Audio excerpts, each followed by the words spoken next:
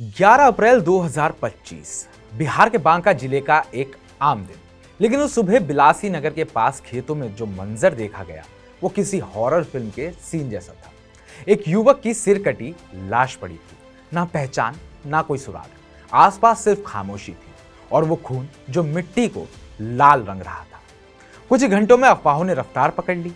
किसी ने कहा गैंग वॉर है, किसी ने इसे तांत्रिक हत्या बताया, लेकिन बांका पुलिस की एक टीम लगातार इस केस की परतें उधेड़ रही थी।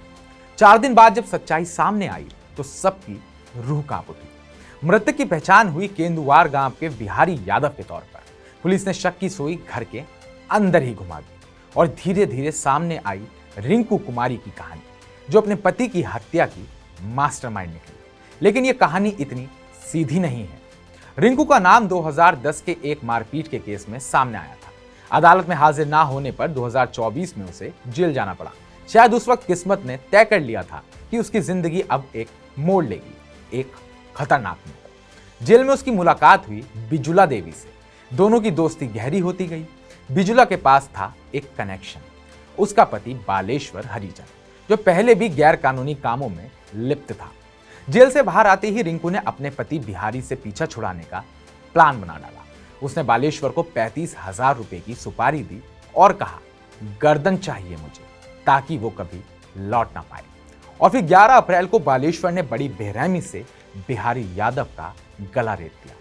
हत्या के बाद उसके गुप्तांग तक काट डाले, जैसे नफरत की हर हद पार कर दी गई। पुलिस ने जांच में जो सबूत इकट्ठा किए वो किसी भी कोर्ट में इस केस को सीधा क्लोज करने के लिए काफी थे। हत्या में इस्तेमाल किया गया गंडासा, खून से सने कपड़े, मृतक का मोबाइल फोन और तीनों आरोपियों का जुर्म कबूलना। एसपी की प्रेस कॉन्फ्रेंस में बताया गया कि टेक्निकल सर्विलांस, मोबाइल लोकेशन और इंटेरोगेशन से जुड़ी हर चीज को ध्यान में रखकर चार्जशीट फाइल की गई है। पुलिस का दावा है कि कोर्ट में यह मामला बहुत तेजी से फैसले तक पहुंचेगा। यह सिर्फ हत्या नहीं, यह रिश्तों में सड़न की भी कहानी है। इस पूरे केस को देखें तो यह सिर्फ एक पत्नी द्वारा पति की हत्या की वारदात नहीं है। यह हमारे समाज में रिश्तों की परतों में छिपी उस सड़न की कहानी है, जहां भरोसे की जगह शक ने ले ली और प्यार की जगह नफरत ने। रिंकू ने शायद कभी सोचा भी नहीं होगा कि जेल में बनी एक दोस्ती उसे इस मुकाम तक ले आएगी, जहां वो खुद सुपारी देगी, खुद प्लान बनाएगी और खुद अपने सुहाग का गला कटवाएगी। तो क्या अब सवाल खत्म हो गए हैं? नहीं, असली सवाल अब शुरू होते हैं। सवाल, एक महिला कैसे इतनी आसानी से मर्डर प्लान कर लेती है, वो भी जेल के अंदर से? जेल के अंदर निगरानी कहां थी, यानी कि जेल की सिक्योरिटी कहां थी जब ये सब बातें चल रही थी? क्या किसी ने वहां कुछ सुना नहीं? क्या हमारे सिस्टम में ऐसी खामियां हैं जो अपराधों को जन्म देती हैं बजाय उन्हें रोकने के?